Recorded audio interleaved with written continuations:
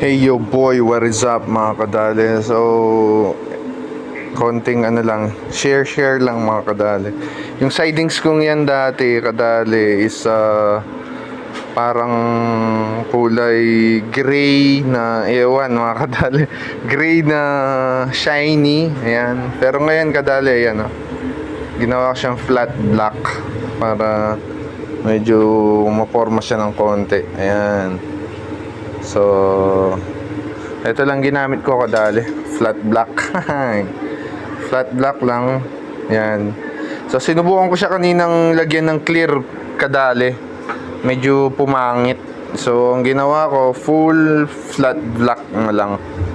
Yan. So, ang ganda ng outcome. So, yun lang. Share lang kadali.